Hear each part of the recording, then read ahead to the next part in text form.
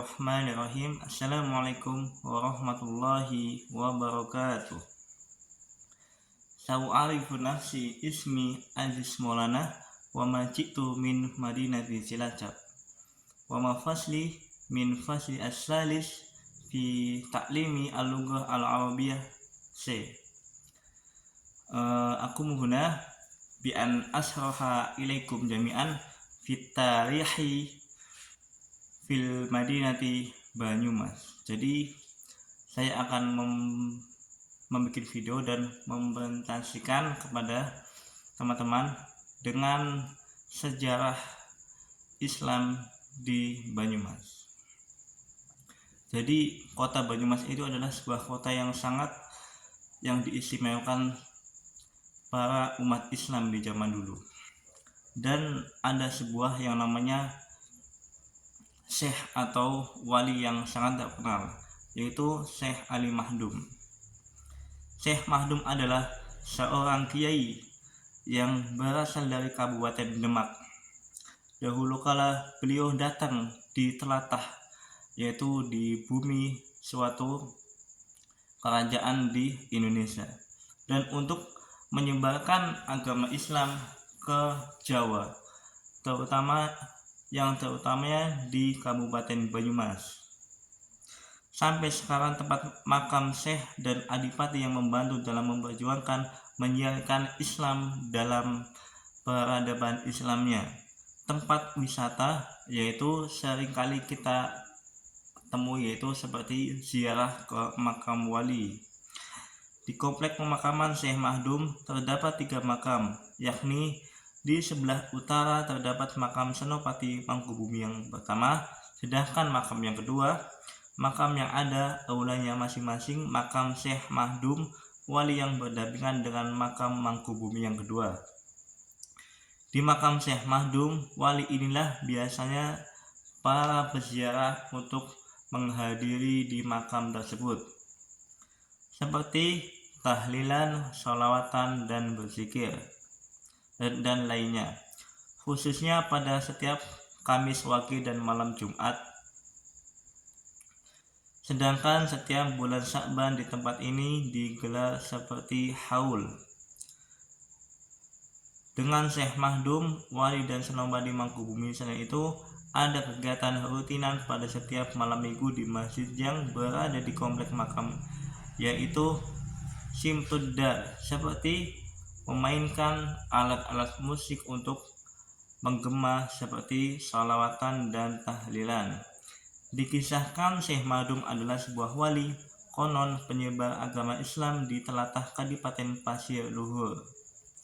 Beliau berasal dari Kerajaan Demak yang sengaja datang ke Kabupaten Banyumas untuk menyebarkan agama-agama Islam di kabupaten ini. Pada masa itu Kadipaten di bawah pimpinan Bupati Raden Banyak Belanak dengan patih bernama Wirakencana Atlas Raden Banyak Blek. Atas jasa dalam membantu penyiaran agama Islam di Pasir Luhur, sehingga baik Raden Banyak Belanak maupun Patih Wirakencana keduanya secara bergantian dipanggil oleh Raden Patah untuk menghadiri Pisowanan Agung di Demak. Dalam acara itu, Raden Banyak Belanak diberi gelar Senopati Mangkubumi yang pertama. Begitu juga pada kesempatan lainnya, Raden Banyak Blek mendapat gelar Senopati Mangkubumi yang kedua. Persoalan muncul justru dari yaitu Raden Banyak Tole atau anak Raden Banyak Belanak, sebab dia bersama para prajurit yang tidak meyakinkan kehadiran Syekh Mahdum di Pasir Luhur itu. Dengan misi Islam akhirnya bertekad menyerang ke kota Demak. Meskipun Raden Banyak Tole dikenal sakti memiliki kekuatan yang lebih, namun untuk melawan prajurit Demaknya tentu bukan tandingan yang sepadan. Kekuatan Demak tentu jauh lebih besar dan kuat. Meskipun ayahnya mencegah untuk mengingatkan hal itu, namun Raden Banyak Tole dan prajurit yang setia tetap bersikeras ingin menyerang kota Demak. Kabupaten Banyumas. Berdirinya kota Banyumas yaitu pada tahun 1582, tepatnya pada hari Jumat Kliwon, tanggal 6 April 1582 Masehi, atau yang bertepatan dengan tanggal 12 Rabiul Awal 990 Hijriah, kemudian ditetapkan dengan peraturan daerah atau Perda Kabupaten Daerah Tingkat 2 Banyumas nomor 2 tahun 1990.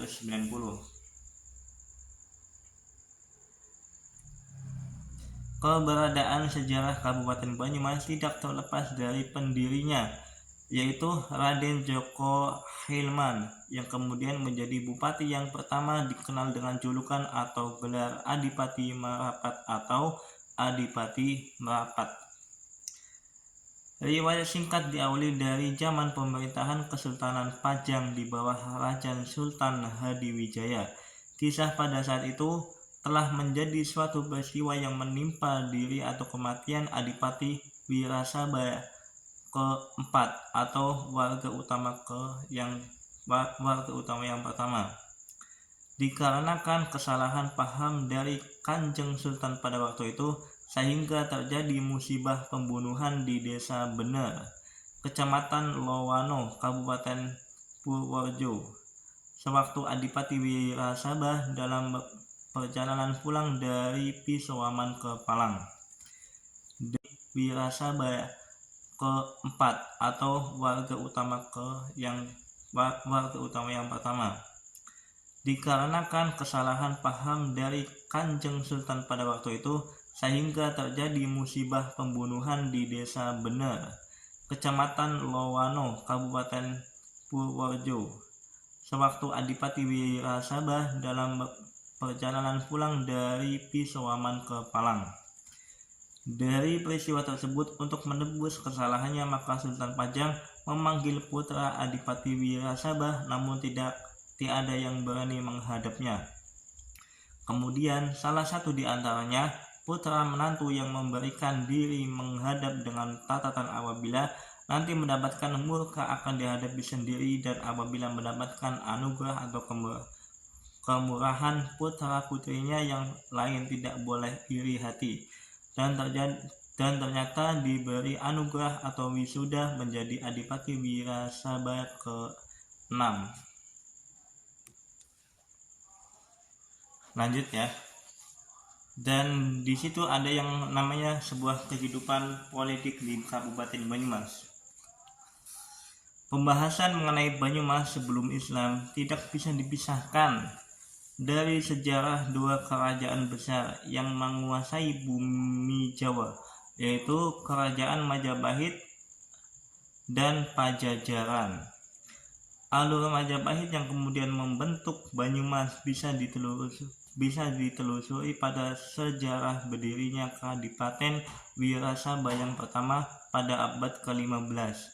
Sementara jalur kerajaan Pajajaran dapat ditemukan pada sejarah berdirinya Kadipaten Pasir Luhur pada abad 14 sampai 15 Masehi. Setelah dua kerajaan besar tersebut, kerajaan-kerajaan di Jawa Tengah bagian timur seperti Demak, Pajang, dan Mataram mengambil alih wilayah Banyumas dengan membangun Kadipaten Wirasaba yang kedua dan Kadipaten Banyumas atau abad 16 sampai abad 19 Masehi. Dengan demikian, Banyumas sebenarnya hanyalah merupakan kota kabupaten yang merupakan bagian dari baik Kerajaan Majapahit, Pajajaran maupun kerajaan-kerajaan di Jawa Tengah bagian timur.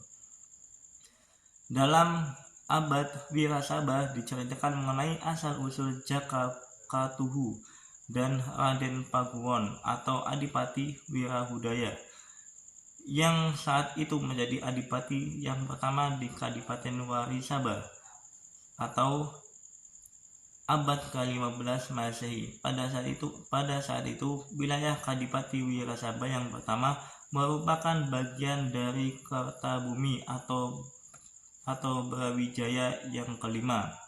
Kadipaten Wirasaba yang pertama di bawah pimpinan Adipati Wirahudaya adalah kadipaten yang tertentu, dan bahkan pada masa kepemimpinan Adipati Anom Birantauma.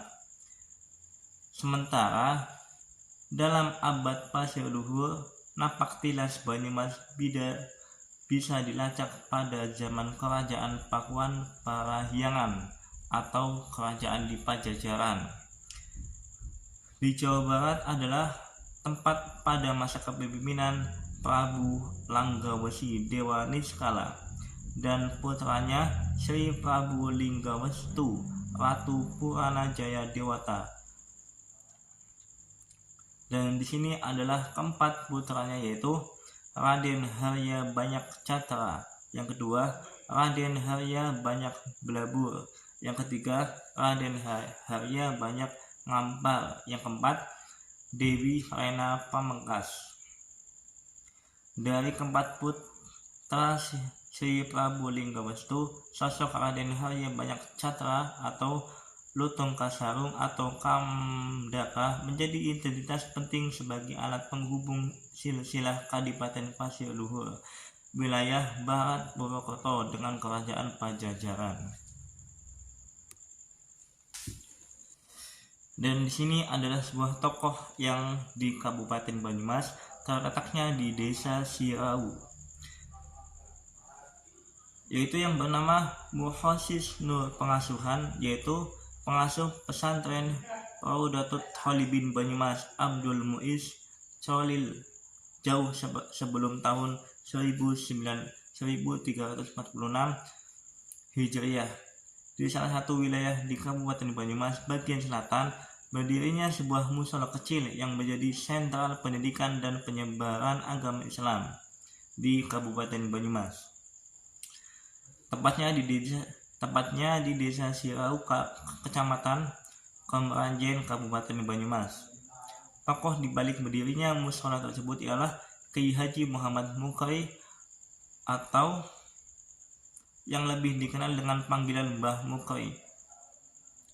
Dia adalah putra ketiga dari 5 bersaudara yang semuanya perempuan keturunan Kiai Haji Muhammad Nur yang merupakan salah satu dari pasukan inti Pangeran Diponegoro.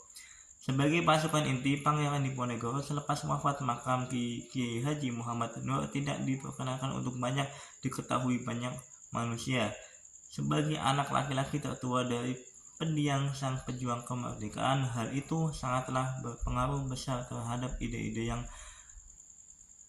milenial dan arah perjuangan Mbah Mukri dalam meneruskan nilai-nilai kemanusiaan dan keagamaan yang rahmatul lil alamin di Desa Sirau atau di Kabupaten Banyumas. Mungkin hanya ini yang bisa saya sampaikan dengan terkait sejarah peradaban Islam di kabupaten atau di kota Banyumas. Ya, aku qouli hada, asafikum, syukran ala husni ihtimamikum, ma'alajah, wassalamualaikum warahmatullahi wabarakatuh.